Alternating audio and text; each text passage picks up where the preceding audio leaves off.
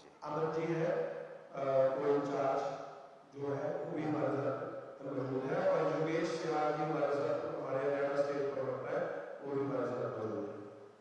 आप लोग बहुत बहुत धन्यवाद केवल साहब, मेरे यहाँ पर मंच पर मेरे साथी और हमारे लिए सबके लिए बहुत ही सम्मानित हमारे पत्रकार बंधु, हमारे कैमरामैन जो हमारे विजुअल और डिजिटल के हमारे जर्नलिस्ट हैं, सभी का इस कांग्रेस कार्यालय में हरियाणा के इस प्रांगण में, इस हॉल में आप सभी का स्वागत है। देखिए, वैसे तो अब चुनाव की बेला है और चुनाव शुरू हो ही गया है। टिकटों से लेकर और तमाम चीज़ें, आपके भी बहुत प्रश्न होंगे। उन्हीं सब चीज़ों को लेकर मैंने आज सोचा कि आपके साथ एक बार रूबरू हो जाऊं। आप लोगों की जितनी जिज्ञासाएं होंगी कहीं से लेकर कहीं तक, जितने भी प्रश्न होंगे हम प्रश्नों को भी लेंगे। एक विषय में केवल लेना चाहूँगा कि अब हम चुनाव में जा रहे हैं और डबल इंजन की सरकार और तमाम हमने इतने भाषण मोदी जी के 2013 से लेकर अभी तक सुने। एक सबसे बड़ा विषय जो हरियाणा के लिए सबसे ज़्यादा बड़ा बना हुआ है वो है बेरोजगारी का विषय। कुछ आंकड़ों के साथ में उस बेरोजगारी क्यों बढ़ी और कैसे बढ़ी उसकी तस्वीर आप लोगों के सामने एक बार रखता हूँ, और उसके बाद आपके जो भी प्रश्न होंगे टिकटों से लेकर और बाकी सब, उस सादर आमंत्रित होंगे।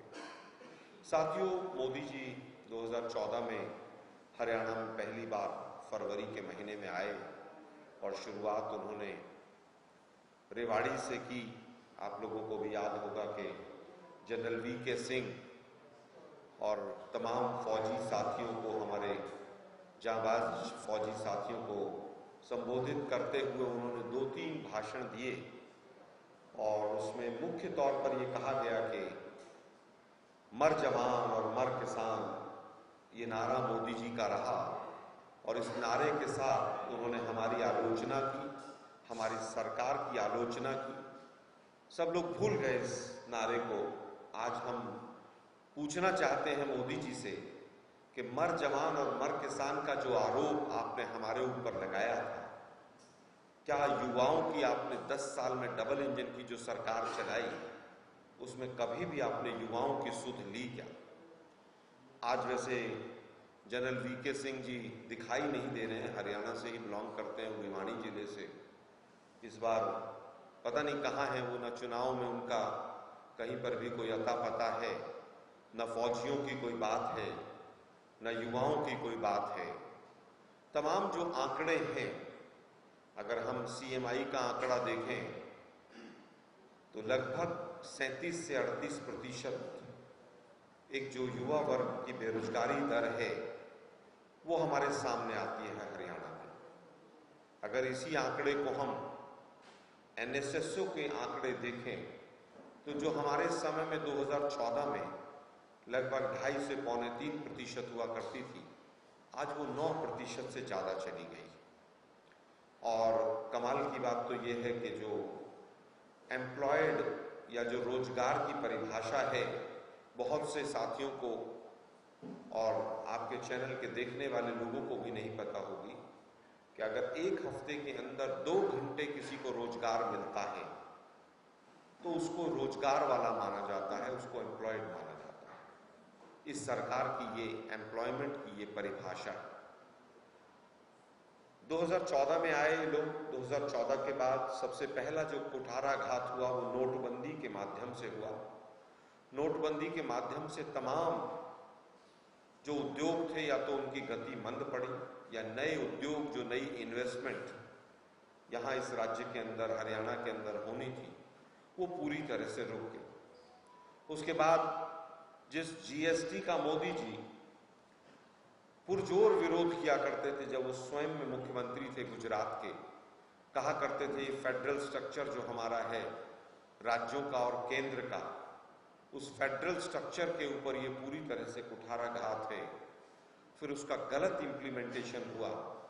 1 नेशन 1 टैक्स की मोदी जी बात करते थे, और हुआ ये कि 1 नेशन और 5 टैक्स तो GST में ही हो गए, और तमाम चीज़ें जीएसटी से छूट भी गई।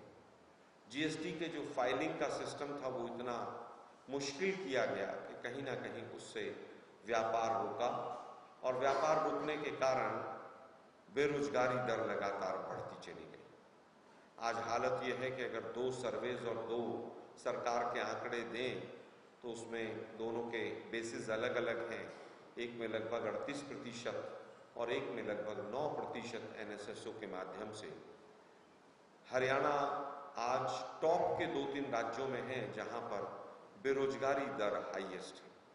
एक तरफ बेरोजगारी दर हाईएस्ट है, दूसरी तरफ महंगाई लगातार बढ़ती चली जा रही है। अभी कल ही जो महंगाई के भी आंकड़े आए हैं, कंज्यूमर प्राइस इंडेक्स और होलसेल प्राइस इंडेक्स तो आप देखते ही रहते हैं। तमाम एजेंसीज राज्यवार जो अपने आंकड़े देती हैं उसमें हरियाणा टॉप में है कि महंगाई की दर हरियाणा के अंदर टॉप में। अब जब बहुत ज्यादा बेरोजगारी बढ़ेगी, लोगों को, युवाओं को जब काम नहीं मिलेगा तो उससे तमाम समस्याएं बढ़ती चली जाएंगी। उसमें सबसे पहली चीज तो पलायन केवल हरियाणा से बाहर नहीं हुआ, पलायन विदेशों में भी हुआ। डंकी रूट से कितने युवा हमारे गए सरकार को भी नहीं पता है। कई बार आरटीआई लगाई गई, वो कहते हैं हमारे पास इस तरह की कोई जानकारी नहीं। इजराइल में, फिलिस्तीन की वॉर में, रशिया यूक्रेन की वॉर में मीडिया के साथियों ने कुछ मामले तो निकाले, लेकिन सरकार के पास इस तरह के कोई आंकड़े नहीं है। आज हालत यह है कि अगर 2020 की बात करें तो 20 से ज्यादा पेपर आउट हुए। 2021 में एक कानून लेकर आए विधानसभा में, आज तक उस कानून के तहत ना तो एक व्यक्ति को सजा हुई है, ना कोई प्रॉपर चार्जशीट फाइल हुई।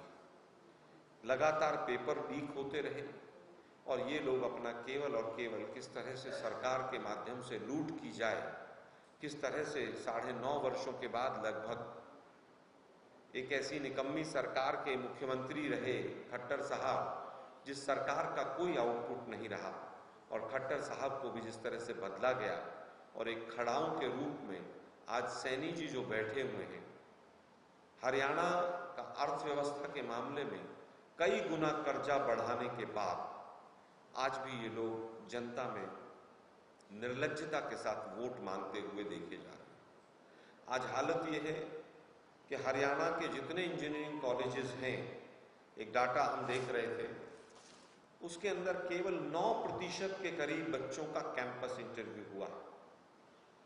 वैसे तो हालत आईआईटीज की भी बहुत बुरी है। अगर बॉम्बे आईआईटी की देखें तो केवल 1/3 के करीब बच्चों को नौकरियां मिली हैं। लेकिन हरियाणा की स्थिति कैंपस इंटरव्यू के मामले में, अगर आप Kurukshetra university, MD university Rohtak और तमाम जो सरकारी पुरानी यूनिवर्सिटीज हैं, रणबीर सिंह यूनिवर्सिटी या इंजीनियरिंग कॉलेजेस गवर्नमेंट या प्राइवेट, अगर उनकी हालत देखें तो 10 में से 1 बच्चे को भी कैंपस इंटरव्यू के माध्यम से जॉब नहीं मिली। आज हालत यह है कि युवा दर दर की टोकरें खा रहा है और इनके पास कोई जवाब नहीं। अगर और आगे आप देखें कि किस तरह से एक एग्जाम्पल के तौर पर कि स्वीपर की वैकेंसी भी अगर निकलती है सफाई कर्मचारी की, वो भी कॉन्ट्रेक्चुअल बेसिस पर, उसमें लगभग 1.25 लाख एप्लीकेशंस आती हैं और 46,000 या तो ग्रेजुएट्स हैं या पोस्ट ग्रेजुएट्स हैं। तो मोदी जी के जो तमाम भाषण हैं जो वो पहले देते रहे कि 2 करोड़ रोजगार हम प्रति वर्ष देंगे, आज हम सरकार से पूछना चाहते हैं कि 10 साल का हिसाब दीजिए। हरियाणा जो हिसाब मांग रहा है, क्या आपने कितने युवाओं को रोजगार दिया? 2 लाख से ज्यादा जो पद खाली पड़े हैं उनको क्यों नहीं भरा गया? फैमिली आईडी की जो वेबसाइट बनाई गई उससे आपने बेरोजगार लोगों का डाटा या वो कॉलम क्यों हटा लिया? कितने लोगों को आपने रोजगार कॉन्ट्रैक्ट पर दिया, कितनों को प्रमोशन किया और कितनों को स्किल डेवलपमेंट के माध्यम से स्किल्ड किया? तमाम आरटीआई लगाई जाती हैं, घुमा फिरा कर जवाब दिए जाते हैं। इस बजट के अंदर भी जिस तरह से आप लोगों ने भी देखा, हमने भी देखा 1 करोड़ युवाओं को हम अप्रेंटिसशिप का कार्यक्रम लेकर आए हैं। निर्मला सीतारमण जी ने बताया आज लगभग आधा फाइनेंशियल ईयर चला गया है और बजट को आए भी लगभग 3 महीने हो गए हैं, पौने 3 महीने। हम पूछना चाहते हैं वो जो 500 कंपनियां सेलेक्ट होनी थी उसमें से हरियाणा की क्या कोई कंपनी सेलेक्ट हुई? क्या वो 500 कंपनियों की जो लिस्ट है वो पूरा फाइनेंशियल ईयर जब चला जाएगा तब उसके बाद आएगी? क्या उस अप्रेंटिसशिप का फायदा हरियाणा के युवाओं को नहीं होना चाहिए? मैं समझता हूं कि आज एम्प्लॉयमेंट की जो समस्या, अनएम्प्लॉयमेंट की बढ़ती चली जा रही है, उससे हरियाणा पूरी तरह से 2 चीजों में ग्रस्त होता चला जा रहा है। एक नशाखोरी लगातार बढ़ रही है और दूसरा विषय कि युवाओं में डिप्रेशन और सुसाइड की जो दर है वो लगातार बढ़ती चली जा रही है। एनसीआरबी के आंकड़े जो बता रहे हैं वो ये बता रहे हैं कि महिलाओं के ऊपर अत्याचार करने वालों में एक बहुत बड़ी तादाद जो है वो बेरोजगारी उसका कारण है उन मामलों में।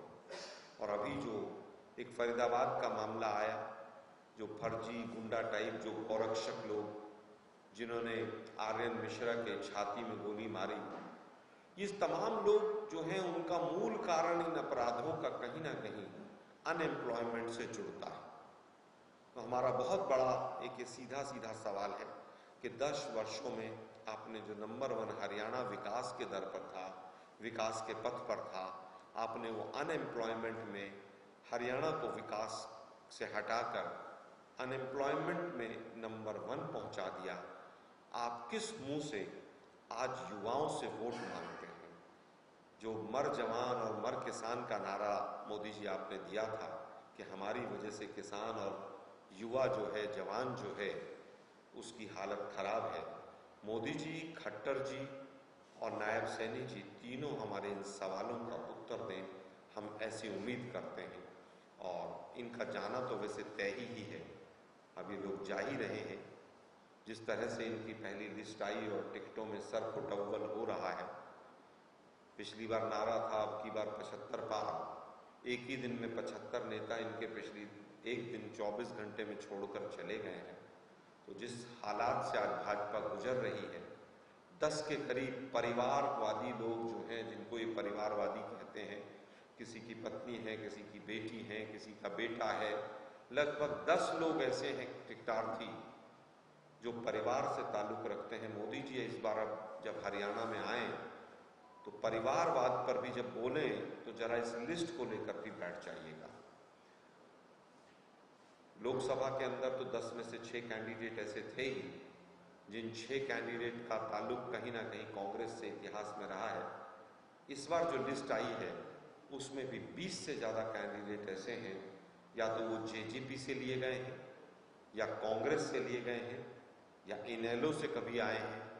तो जो पार्टी ये कहती है कि हम विश्व के सबसे बड़े राजनीतिक संगठन को चलाते हैं और हम पार्टी विद डिफरेंस हैं, जिस तरह के हालात आज डबल इंजन की सरकार के हो गए हैं कि तमाम लोग छोड़कर भाग रहे हैं, दूसरी पार्टियों से लाकर आप लोगों को रातों रात ज्वाइन कराते हैं। ऐसी क्या दिक्कत है कि 10 साल में आपके पास अपना कैडर भी नहीं? साथ के साथ हम पूछना चाहते हैं कि बहुत बड़े बड़े नारे, शायद मुझे याद हो तो बेटी बचाओ और बेटी पढ़ाओ, इसी प्रदेश से पानीपत से शायद ये आंदोलन कभी 2015 में इन लोगों ने ये शुरू किया था, जो एक बाद में जुमला साबित हुआ। आज हम पूछना चाहते हैं कि वो जेलर साहब जिन्होंने 6-6, 7-7 बार एक सजा याफ्ता को पैरोल दी, क्या आपको वही कैंडिडेट मिला था? क्या आपको बेटी बचाओ और बेटी पढ़ाओ के नारे में जो आपने नारा दिया, क्या वो वास्तव में जुमला और खोखला नारा ही था? इस बात का भी उत्तर भारतीय जनता पार्टी आज देगी। बहुत बहुत धन्यवाद। अब आपके तमाम प्रश्न जो हैं वो सादर आमंत्रित। चर्चाएं पूरा दिन रही, परसों माननीय राहुल गांधी जी से दोनों मिले भी थे, और जिस तरह से हरियाणा की बेटी और जो भी हुआ ओलंपिक्स के अंदर वो पूरे देश ने देखा, उसको तमाम खिलाड़ियों ने साजिश का रूप भी दिया। मुझे लगता है कि ऐसे खिलाड़ियों को आगे आना चाहिए और पूरी उम्मीद है कि आज वो ज्वाइन करेंगे। दूसरी पार्टियों से आए कैंडिडेट्स को कांग्रेस टिकट देगी क्या? जैसे आप कह रहे हैं बीजेपी ने दूसरे पार्टियों के लोगों को दी है। देखिए, किसी भी पार्टी में विनेबिलिटी को देखा जाता है। एक दो कैंडिडेट्स हमेशा से आते जाते दिखाई दिए हैं, लेकिन 25-25 और 30-30 कैंडिडेट दूसरी पार्टियों के हों, इतिहास का ऐसा कांग्रेस में नहीं होगा। कैंडिडेट कब तक क्लियर हो जाएंगे? नॉमिनेशन कब से शुरू हो चुकी है? बीजेपी ने 70 कैंडिडेट क्लियर कर दिए हैं। हमारे पास जो हमारे सूत्र कह रहे हैं कि उनके यहाँ पर पार्लियामेंट्री बोर्ड दोबारा इन कैंडिडेट्स के ऊपर सोच रहा है और लगभग 12 कैंडिडेट्स को बदलने की बात बीजेपी के अंदर से उठकर आई है। कल की बगावत को देखते हुए आप भी अपने सूत्र लगाइए, 12 हैं, 14 हैं, 10 हैं। उम्मीद यह है कि काफी बड़ी तादाद में शायद टिकट बदलने के रूप में वो लोग आगे बढ़ रहे हैं। जहां तक बात कांग्रेस की टिकटों की है, सीईसी की आज तीसरी बैठक शाम को होने जा रही है और मैं उम्मीद करता हूं कि आज देर रात तक एक लिस्ट पहली हमारी आ जानी चाहिए।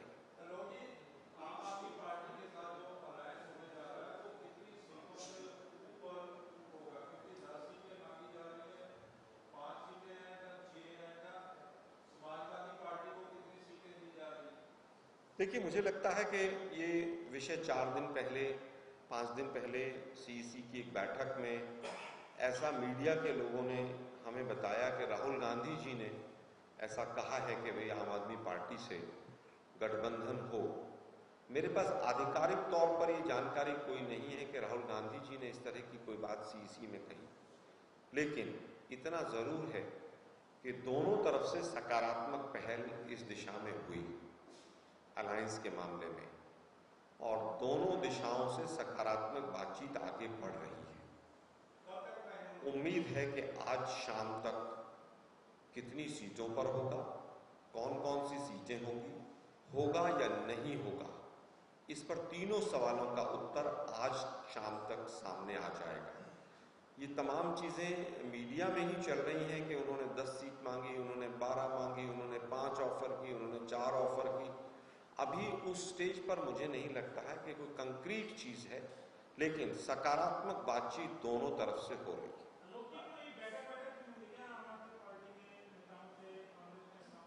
देखिए, उसको बैठक कहिए, चर्चा कहिए, टेलीफोनिक कन्वर्सेशन कहिए, मुलाकात कहिए, सकारात्मक बातचीत चल रही है।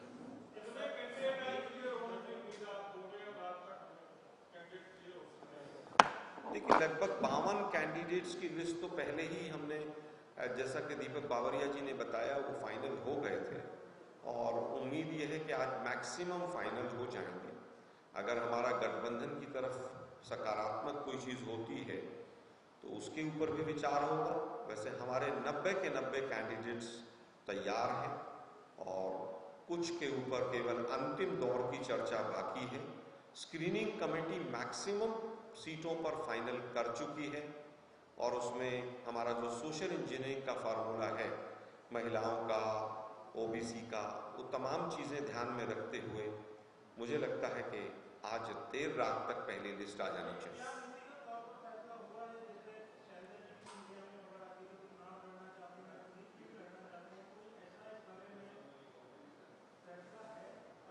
अभी तक सांसद चुनाव लड़ेंगे कि नहीं लड़ेंगे, नीतिगत फैसला इस विषय पर कोई नहीं है।